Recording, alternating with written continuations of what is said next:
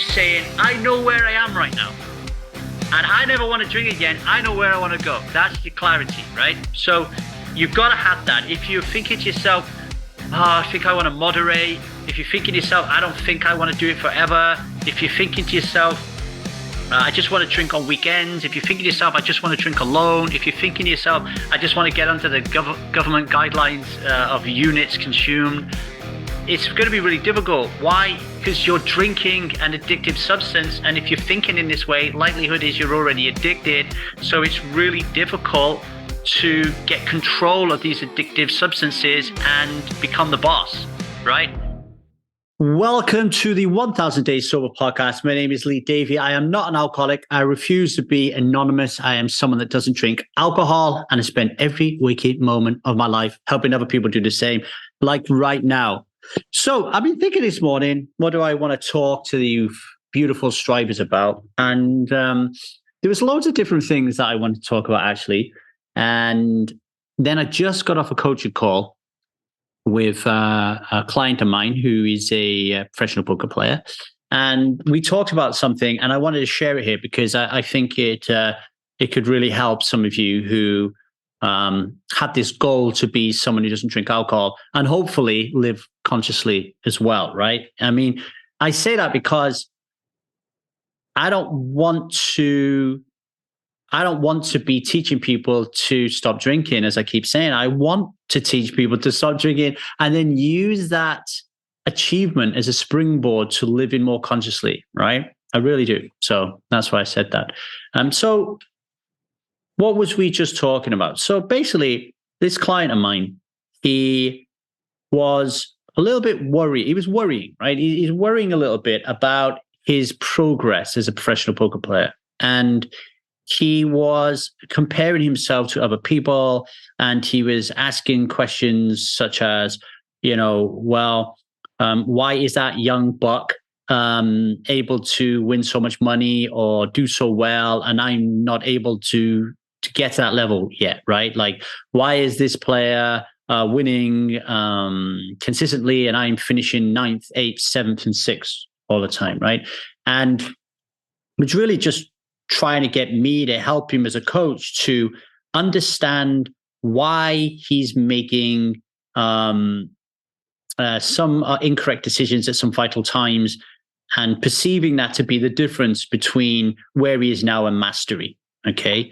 And so here's what I'll say with that. I mean, it really is comparable to being someone who doesn't drink alcohol, right? If you think about deliberate practice, which is this school of thought. I can't remember. I think it was Anders Ericsson. It certainly came out of the Malcolm Gladwell book, but I think it was Anders Ericsson. Deliberate practice is 10,000 hours, right? 10,000 hours of deliberate practice at a thing, and you will master it. Okay. So this guy that I'm working with, theoretically, if we follow the Anders Ericsson model here, if he applied himself to 10,000 hours of deliberate practice of being a poker player, then he will master being a poker player. Similarly, if you spend 10,000 hours of deliberate practice to become someone who doesn't drink alcohol and live consciously, then you will master that as well, right? This is why these two things are comparable, okay? And the first thing I think that you need to be thinking about, if you're questioning whether or not you're doing the right things or you're at the right stage of your development in anything, including being a professional poker player or being someone who doesn't drink alcohol, living consciously, the first thing is clarity, right? You need clarity. Dr. Richard Schwartz, who's been a guest on the show, the creator of Internal Family Systems, which is a really important psychotherapeutic model that we use here at Strive. Richard Schwartz always saying about the 8 C's of self, right? And if you embody these 8 C's and you spend enough time in these 8 C's, thinking about them, feeling them, acting in them, then you will be in self-energy, right? You're going to be in self-energy. And one of these is clarity, right? To be crystal clear about where it is you want to go, right? And where you are right now today. And the reason clarity is really important if you want to be someone who doesn't drink alcohol is you can come to Strive, and we have strivers now in this spot, and we've had plenty before as well. If you come to Strive and you are not sure, like you are unclear on what your mission is, right? Then you're in trouble. Okay, you're in trouble. And how does that show up usually? People come to Strive with a part of them. So a part of their personality and or self energy, that essence that is like your acorn, the blueprint of the true majestic version of yourself, right? So either self or a part of you will be very clear that they don't want to drink alcohol ever again, right? But that part or self will be competing with other parts who are really scared about taking the commitment and taking the leap to be someone who doesn't drink alcohol ever.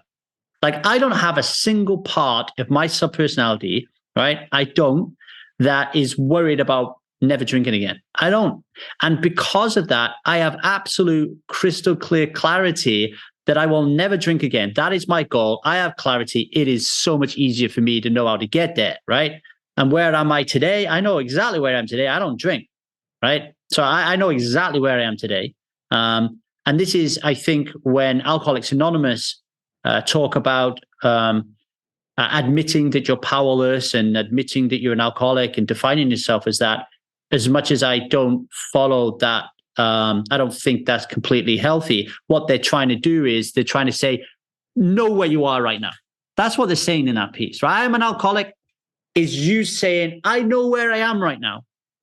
And I never want to drink again. I know where I want to go. That's the clarity, right? So you've got to have that. If you're thinking to yourself, I think I want to moderate. If you're thinking to yourself, I don't think I want to do it forever. If you're thinking to yourself, I just want to drink on weekends. If you're thinking to yourself, I just want to drink alone. If you're thinking to yourself, I just want to get under the government guidelines of units consumed, it's going to be really difficult. Why? Because you're drinking an addictive substance. And if you're thinking in this way, likelihood is you're already addicted. So it's really difficult to get control of these addictive substances and become the boss, right?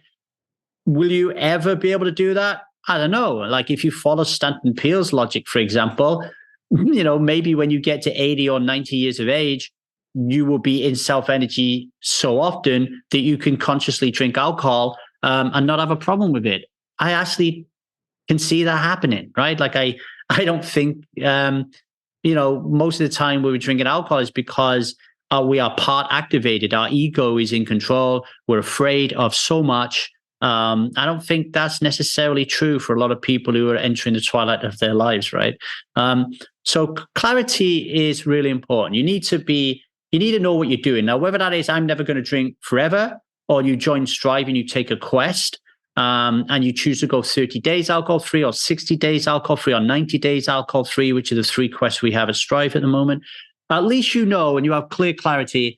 Like, I drank yesterday, but I'm not going to drink for the next 30 days. You have clarity, really important, And this client of mine, he has clarity. Like, he wants to be a professional poker player, right? He wants to be a professional poker player. And right now he's a part-time or semi-professional poker player.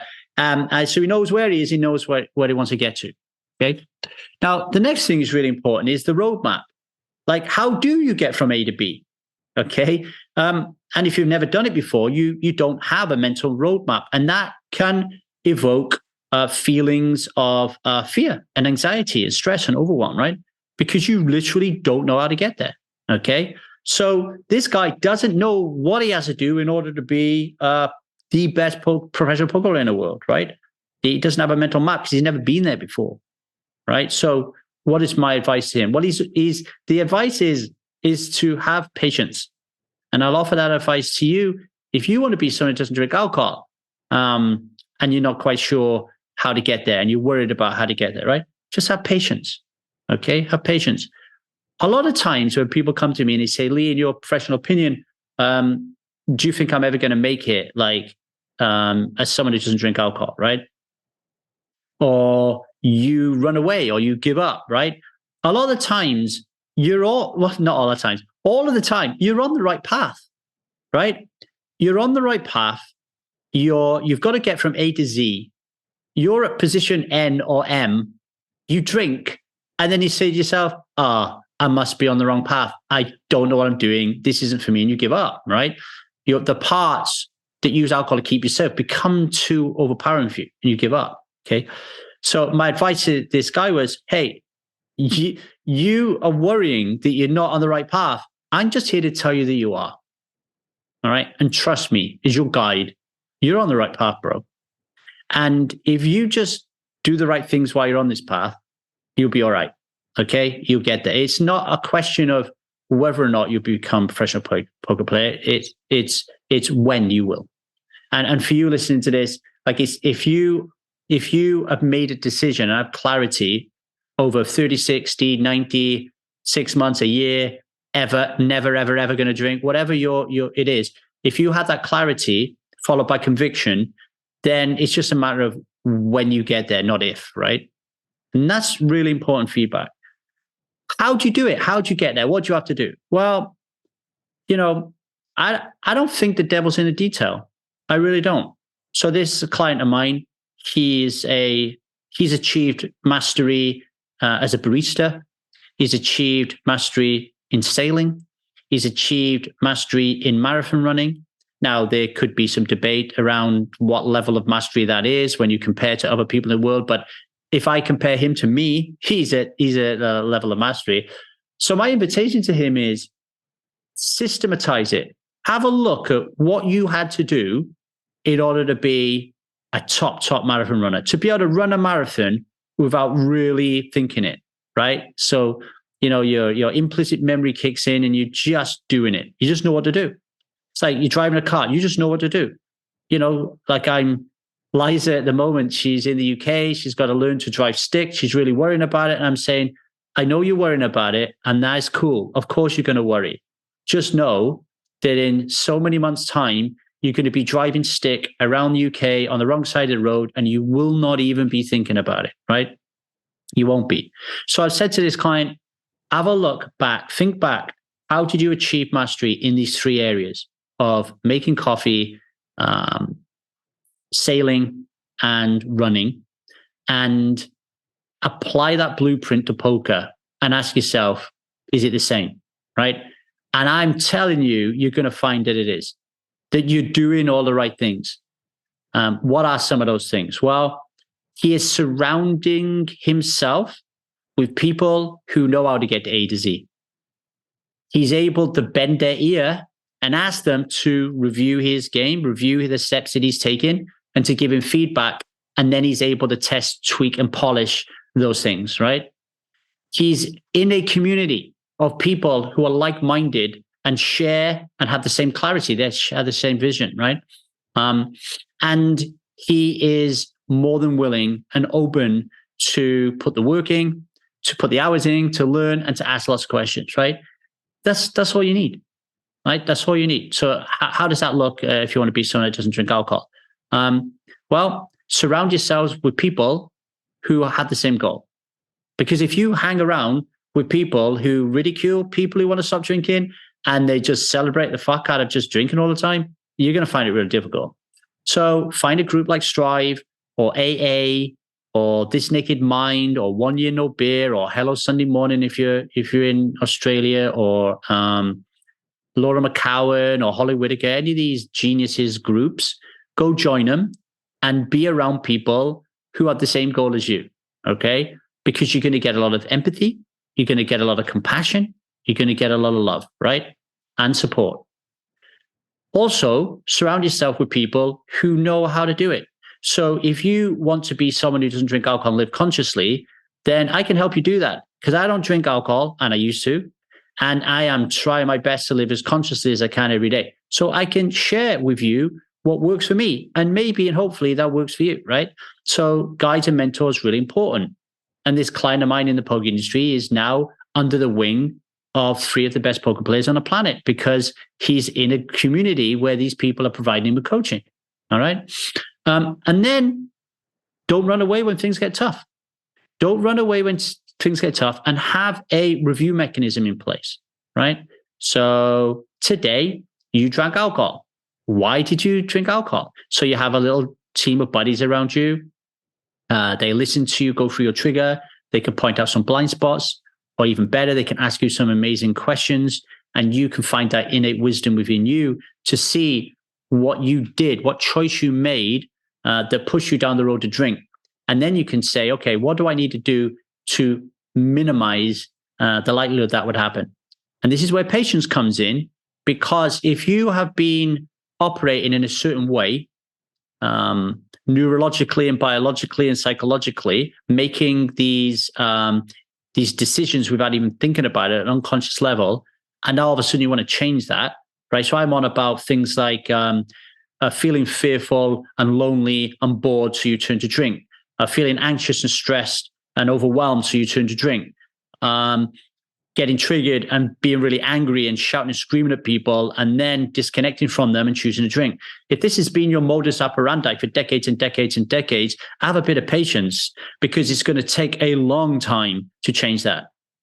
I stopped drinking alcohol over 10 years ago. I was 35 when I started drinking alcohol. Actually, I'm 48 now. So I was 35 when I started drinking alcohol. I would say I didn't even have a way of discerning whether or not I was above or below the line in conscious or unconscious energy until I was around 44, 45. So for 10 years, I'm someone who doesn't drink alcohol, and I'm repeatedly making mistakes, not showing up for people, being selfish, being in victim consciousness for a decade before I finally get it, before I finally find the right jam, right? I find a group of people who are like-minded on the same pursuit. I find a group of people who can teach me these things and show me my blind spots. And I just said to myself, you know what? The day that I die, when I'm 120 something, I'm still going to be making mistakes, and I'm good with that. Like, I'm good with that, right? Like, it's no big deal. Yeah. So I'm going to shut up now, but I think I could summarize it like this, right? As I said to this client of mine today, it is normal for us to worry when we are in the midst of change. It is normal for us to get into the status game and to compare our progress with other people. That's normal as well.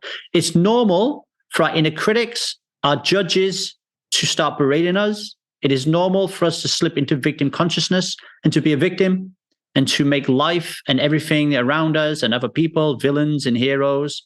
That's all gravy. It's all normal as well, right? What is really, really important is that we have a sense of clarity about what it is we want to achieve, and we have faith. Okay, we have faith that it is going to take a long time or a short time. You know, people can accelerate learning. You know, another thing that can easily happen. To have faith and to have patience, that if you have that clarity, then it is just a question of when you're going to get there and not if. I was reading something from Malcolm Gladwell the other day, not Malcolm Gladwell, John Gottman, in one of his relationship books. It was really sad, and it was basically, people have no idea what they're losing until they lose it, right? Because they give up way, way, way, way too early, because they don't have that mental map, and they don't understand that they're actually on the right path, doing the right things. It's just, for some people, it takes longer to get there than others. And that's why that patience and that self-compassion is really, really important. Okay. So I hope that was helpful to you. If you want to ask me any questions at all, or learn more about the work we do here, just email me at thestrivemethod@gmail.com. And thank you, all of you, for rating and reviewing the show and to sharing it with other people and telling other people about it. Really appreciate it. And just, again, give some love to Stan, our producer, who is currently fighting a war over in Ukraine, away from his family. So Stan, we love you, brother. Much love. All right. Take care, everybody, and strive on.